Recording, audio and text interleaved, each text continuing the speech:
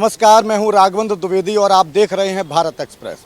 मध्य प्रदेश चुनाव की कवरेज और सियासी माहौल की पड़ताल करते हुए मैं भोपाल पहुंच गया हूं। भोपाल झीलों का शहर है, प्रदेश की यानी मध्य प्रदेश की राजधानी है और इस भोपाल का चेहरा कितना बदला, कितना विकास हुआ और यहाँ के लोगों का क्या कहना है, कितनी गुंजाइश रही सरकार के कामकाज में, इन तमाम सवालों के साथ हमारे साथ जो तमाम ये लोग मौजूद हैं इनसे हम बात करेंगे और अगले आधे घंटे तक आपसे हम रूबरू रहेंगे। आप जुड़े रहिए हमारे साथ। बातचीत का सिलसिला मैं शुरू करता हूँ। शिवराज सिंह सरकार एक लंबा अरसा हो गया, 15 महीने के लिए बीच में कमलनाथ जी मुख्यमंत्री। भोपाल की शक्ल सूरत, भोपाल का हाल कितना बदला है? देखिए, ये हाल तो यहाँ की जनता बताएगी, क्योंकि ये जो वाले चुनाव में बताएगी। 18 साल जो उन्होंने 15 साल उसके बाद फिर 3 साल और करे, 18 साल इसके जितना विकास हुआ ये जनता को खुद पता है कि रोडों में मतलब गड्ढों के सिवा कुछ नहीं है आज की तारीख में। आप मेन रोड को छोड़ दीजिए, बाकी अंदर साइड में आप कहीं भी जाएंगे, गांव के देहात के एरिया में, आसपास के एरिया में जाएंगे, आपको रोड वहाँ मिलेगी नहीं। लाइट का कोई ठिकाना नहीं है, किस टाइम आएगी किस टाइम जाएगी, इसका कोई वो नहीं है ठिकाना। इससे और इसके बीच में कमलनाथ जी की अभी सरकार बनी थी 15 महीने की सरकार, तो उनको काम करने का तो मौका मिल ही नहीं पाया। आते ही दोनों सबसे पहले जो उन्होंने वादा करा, किसानों को कर्जा माफ़ कर दिया और इसके अलावा जो कन्या विवाह का जो 25,000 का था उन्होंने 51,000 के हिसाब से दिया। मतलब उन्होंने पूरा भरसक प्रयास किया कि मेरी जनता को जो मैंने वादा किया था उसको मैं पूरा कर सकूं, मगर उसके पहले ये खींचतान करके खरीद फरोख्त करके सरकार बदल दी। क्या आप मानते हैं सरकार के कामकाज से संतुष्ट हैं और राजधानी में विकास हुआ है? सरकार काम तो संतुष्ट तो बिल्कुल संतुष्ट नहीं है। पब्लिक सब जानती है कि 20 साल से परेशान है सरकार हो गई, कोई काम नहीं हुआ है। ऐसा नहीं होता। देखिए, जब इस तरह के राजनीतिक बयान हम इसको कहते हैं, सरकार ने कोई काम नहीं किया, ये भी कहना गलत है ना। काम हुआ है लेकिन पब्लिक जो जिसको कम ज्यादा हो सकता है, कुछ गुंजाइश हो सकती है। कोई बिल्कुल काम नहीं हुआ है। पब्लिक परेशान है। पब्लिक इस बार बदलाव चाहती है, बदलाव होगा, बदलाव रहेगा। आपका कहना सरकार बदलाव चाहती है, आपका क्या सोचना है कि सरकार ठीक काम कर रही है, यही दोबारा आनी चाहिए, या आप भी चाह रहे हैं कि बदलाव होना चाहिए? नहीं, सरकार तो आई थी मगर क्या है, सरकार आई है मगर सरकार में बदलाव चाहिए क्या? महंगाई ने मतलब जनता को बहुत परेशान कर दिया है। हर जनता परेशान है, हर चीज़ से परेशान है। महंगाई से, पेट्रोल डीजल सिलेंडर, घरेलू समस्याएं लोगों की हर परेशान है। वो गरीब लोग तो बहुत ही ज़्यादा परेशान है, काम धंधे से तक परेशान है। सड़कों की बात भाई साहब ने की, कई फ्लाईओवर बन रहे हैं, तो सड़कों पर तो बहुत काम हुआ है और हो भी रहा है। नहीं तो सड़कों पे काम हो रहा है मगर इतना ठीक तरीके से नहीं हो काम जितना होना चाहिए। सब जगह सड़कें खराब है इस टाइम। VIP तो रोड से जाएंगे ना, नीचे नीचे आएगी ना, वो तो VIP जाएंगे गाड़ी से, वो पार निकल जी, जाएंगे। आप यहाँ आइए, आप यहाँ आ जाइए, आप एक जगह यहीं रहिए। आप बताइए, खुश है सरकार के कामकाज से? कोई खुश नहीं है।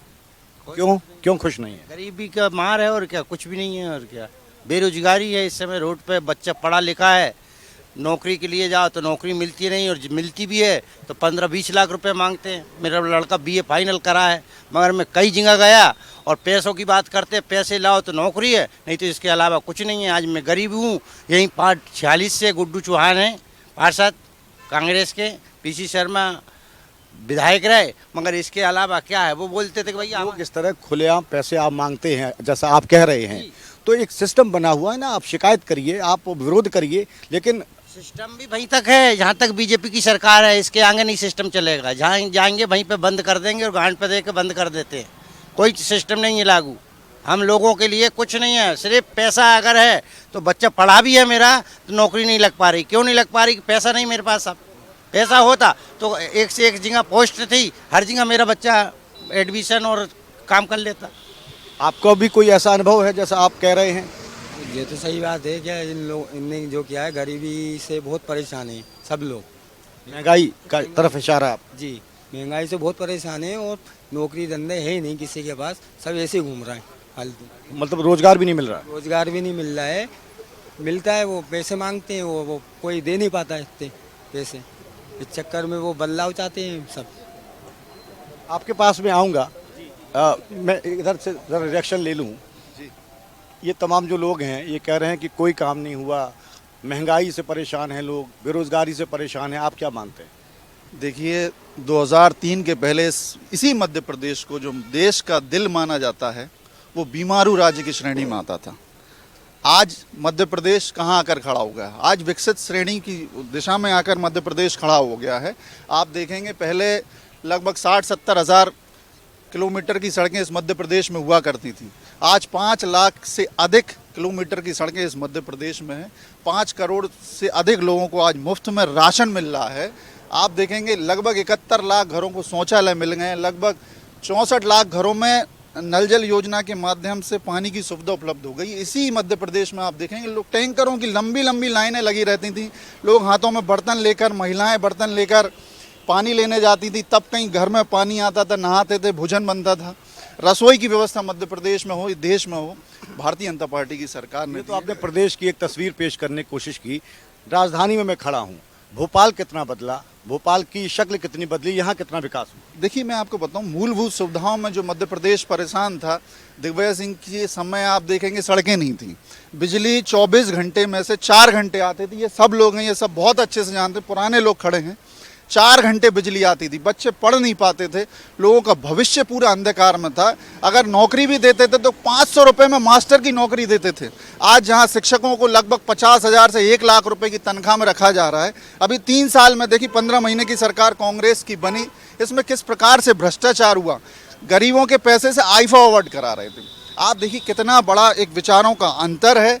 यहाँ आज 3 साल में लगभग 50,000 केवल शिक्षक भर्तियां हुई हैं। मैं आऊँगा आपके पास दोबारा लौट के।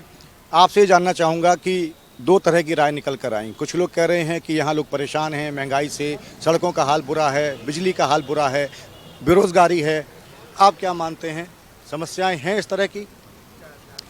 ये समस्याएं ऐसी नहीं जैसे हमारे भाई लोग कह रहे हैं। इनको इस शहर के बारे में या तो पता नहीं है। जो विकास वास्तव में हुआ है वो अभूतपूर्व विकास हुआ है। मोदी जी के राज में, शिवराज जी के राज में जो विकास हुआ है भोपाल का, वो एक वास्तव में भोपाल की सूरत बदल दी। भोपाल की सूरत बदल दी। आप आगे आइए। आप युवा हैं और बेरोजगारी की जब बात आती है सवाल उठता है। आप बताइए कि बेरोजगारी से युवा परेशान है या रोजगार मिल रहा है? जी बिल्कुल परेशान है, क्योंकि मैं खुद अब भुगतता हूँ इस चीज़ को। अपने नज़रिए पर मैंने देखा है, क्योंकि अपने मेरे साथियों को जब भी मैं देखता हूँ तो उनका एक ही समस्या होती है, वो बेरोजगारी की। हम पढ़ने के लिए ठीक है, पढ़ भी लेते हैं, पास भी हो जाते हैं, मगर फिर नौकरी नहीं मिलती किसी को।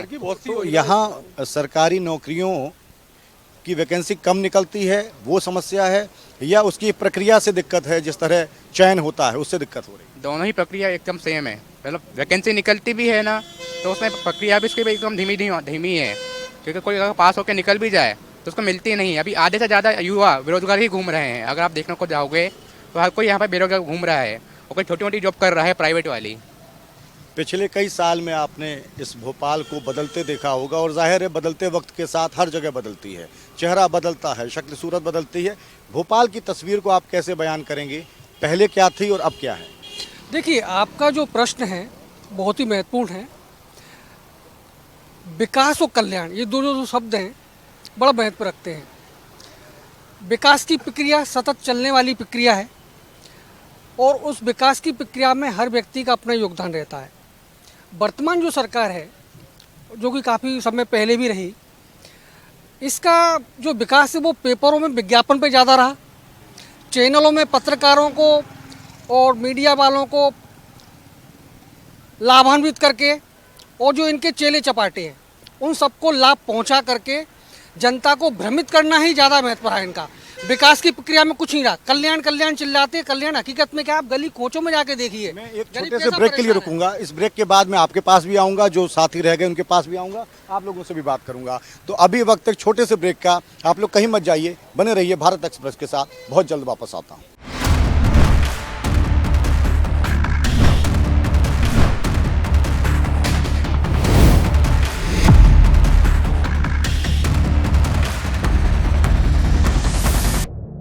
ब्रेक के बाद फिर से एक बार आपका स्वागत है। अपने जो बातचीत का एक सिलसिला था, जिन मुद्दों पर मैं बात कर रहा था उसको मैं आगे बढ़ाऊंगा। आपसे मैं बात कर रहा था और आप कुछ बात आपकी अधूरी रह गई थी, मुझे ब्रेक पे जाना था। मैं आपको ये बताना चाहूँगा कि विकास और कल्याण हुआ है भाजपाई लोगों का। लोगों की ज़मीनों पे कब्जा करना, जो विरोधी व्यक्ति हैं उन पे झूठे मुकदमे कायम करना, इसके कई केसेजों को मैं एडवोकेट में जानता हूँ, स्थिति को, जो सच्चाई है। दूसरी, शक्ति और आतंक के बल पे ये राज कायम कर रखा है इन्होंने। और यही कारण है कि जो व्यक्ति हकीकत में परेशान है, वो अपनी आवाज़ कहीं कह ही नहीं पा रहा, क्योंकि उसने कहा फिर एक और मुकदमा कायम, वो कोर्ट के चक्कर लगाएगा।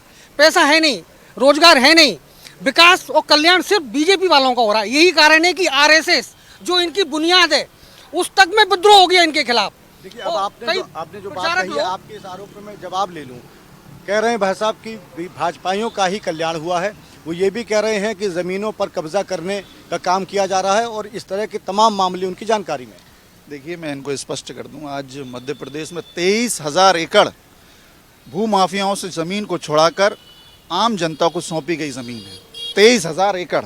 दूसरी बात, इन्होंने जो आरोप लगा रहे हैं, आप देखिए, वो कार्यकर्ताओं का उसमें कुछ नहीं है, व्यक्तिगत एक लोगों के विवाद होते हैं, ज़मीनों के हों, परिवार के हों। और लेकिन भारतीय जनता पार्टी की मध्य प्रदेश की शिवराज जी की सरकार लगातार इस प्रकार के आतंक को समाप्त करने के पूरा प्रयास कर रही हो। आप पूर्व में 2003 के समय के बाद की स्थिति को देखेंगे, आज कोई डाकू का नाम इस मध्य प्रदेश में नहीं लिया जाता। आज कोई नक्सलवाद इस मध्य प्रदेश में पूर्णतः खत्म हो चुकी है। ऐसा ये मध्य प्रदेश आज भारतीय जनता पार्टी ने बनाया है, बहुत बड़ा बदलाव है। आप देखेंगे आज महिलाओं के ऊपर जो अस्मिता, जो उनके छेड़छाड़ की बातें होती थी, आप देखें आज मध्य प्रदेश में फांसी की सजा सुनाने वाला मध्य प्रदेश पहला राज्य। अगर महिलाओं के साथ छेड़छाड़ होगी तो फांसी की सजा सुनाई जाएगी। उनके खिलाफ किसी प्रकार का कोई चरित्र उसमें वो किया जाता है तो उनके घर पे बुलडोजर चल जाता है, उनको जेल हो जाती है। इस प्रकार का दंड देने वाली सरकार भारतीय जनता पार्टी की मध्य प्रदेश की सरकार है। ये एक बहुत बड़ा अंतर है। मैं उन्हीं से फिर बाद में आपके जवाब पर प्रक्रिया दोबारा लूँगा। तमाम सरकारी योजनाएं सरकार चला रही है, बहुत सारी घोषणाएं की पहले भी और अभी भी ज़मीन पर उतारने का काम कर रही है। उन सरकारी योजनाओं का आपको कितना लाभ मिल रहा है और इस सरकार यानी बीजेपी की मौजूदा सरकार के रहते हुए आपकी ज़िंदगी कितनी अच्छी और बेहतर हुई है? नौकरी लोगों को मिल नहीं रही है, कोई गरीब पढ़ा लिखा हो किसी को मिल नहीं रही है। भाजपा सरकार ने कोई करते हैं पर वो देते नहीं है, वादे करते कोई काम करते नहीं। ये चीज़ है सर, चाहे कांग्रेस हो चाहे भाजपा हो, दोनों एक गुट के मिठाई खाते दोनों मिलके। कांग्रेस और बीजेपी एक ही तरह की उनका शासन रहा, आपका ये कहना है? कोई फर्क नहीं है दोनों सरकारों में? फर्क है सर। बीजेपी ने आज तक ऐसा कोई विकास नहीं किया जिसमें सब जगह भ्रष्टाचार ही भ्रष्टाचार दिख रहा है। और प्रदेश के ऊपर इतना कर्ज बढ़ा दिया है, इतना कर्ज बढ़ा दिया है कि एक आम आदमी अपनी घर की सुबह की चाय तक नहीं पी पा रहा है। इतना कर्ज हो गया है एक आम आदमी पे। तो रोजगार बेरोजगारी तो समस्या बनी है, लेकिन कर्ज के ऊपर आम आदमी के ऊपर भी कर्ज हो गया है। ठीक है, आपने अपनी बात रखी। कुछ साथी इधर जुड़े हैं हमारे साथ। आप बताइए कि जो तस्वीर उभर के आ रही है, मध्य प्रदेश की बात हुई, पूरे राज्य की बात हुई, भोपाल की भी बात हुई, आप सहमत हैं इन तमाम बातों से? देखिए, बेरोजगारी की समस्या तो भी बहुत विकराल है, क्योंकि जनता भी व्यापक घोटाला भूली नहीं है। जो लोगों के साथ छलावा हुआ, आज मेरे पास लोग आते हैं, फॉर्म ऑनलाइन का काम करता हूँ, बोले भैया फॉर्म भरना है लेकिन पैसे नहीं। वो भर देते हैं, बोले सिलेक्शन हो गया, 3 साल हो गए लेकिन पोस्टिंग नहीं मिली, ज्वाइनिंग नहीं दे रहे। तो बेरोजगारी की समस्या तो बहुत ज़्यादा है। कानून व्यवस्था भी स्थिति ज़्यादा अच्छी नहीं। कानून व्यवस्था भी ये हाल है कि कोई यदि आम आदमी कंप्लेंट करने जाएगा तो बीजेपी के लोग पहले पहुंच जाएंगे, नहीं आप इसकी नहीं लिखो, हमारी सुनो। तो ये जो है ना, जो इन्होंने अपना आतंकवाद बढ़ाया है, हर तरफ कैप्चर किया, ये तो इससे जनता दुखी। साफ सफाई और स्वच्छता की बात करें तो इस भोपाल में हालांकि अवार्ड मिल चुका है, तो उससे आप संतुष्ट हैं? नहीं, साफ सफाई के मामले में देखिए, अच्छे कार्य को तो अच्छा ही कहा जाएगा। बाकी ये साफ सफाई से ही सब लोग, किसी का कोई रोजगार का कोई मकसद नहीं डाला होता है, ना किसी के काम। ठीक है, वो अलग अलग मुद्दे हैं, वो भी बात हो गई। अब हम इस बात पे आ रहे हैं तो साफ सफाई के मामले में अपन मानेंगे उसको। तो भाई अपन ये दूसरे नंबर पे आए थे, शायद पहला नंबर तो इंदौर का आया था, दूसरा सेकंड था शायद अपना। और साफ सफाई के मामले में तो है, इसमें कोई बुराई वाली बात नहीं है। बाकी इस वक्त की जो हालात हैं अभी के, जनता इतनी त्रस्त है, अब ये सब चीज़ें तो खैर क्या है, ये आम थोड़ा बहुत तो काम तो करना ही पड़ेगा और होता है काम ये। बस जनता इस टाइम में बदलाव चाहती है, बस कुल मिला के है कि सिर्फ बदलाव, जनता बदलाव जितना बदलाव चाहती, त्रस्त हो चुकी था। ठीक है, ठीक है। खाली पेपरों के अंदर विकास दिखाया जा रहा है, प्रैक्टिकल में तो नहीं है, इसलिए बदलाव चाहती है। भाई साहब का कहना है कि जितना प्रचार किया जा रहा है उतना काम ज़मीन पर दिखता नहीं है और जनता बदलाव चाहती है। आप मानते हैं इस बात? देखिए, ज़मीन पर बहुत काम हुए हैं, सारे काम। अब ये होता है कि कोई भी बड़ा कार्यक्रम होना है, कोई भी बड़ी योजना है ना, तो उसको तो पेपर में देना पड़ेगी। मीडिया में नहीं देंगे तो जनता को कैसे मालूम चलेगा कि साहब कोई बड़ा यहाँ एम्स आ रहा है, कि इनके शासन में कभी आपके कोई सुना था कि एम्स आएगा भोपाल में? आज कितने लोगों को लाभ मिल रहा है। हमीदिया चले जाइए, सबसे ज़्यादा आपके उन गरीब वर्ग के लोगों को लाभ मिल रहा है सरकार से, जो इलाज का पैसा इनकी जेब में था ही नहीं।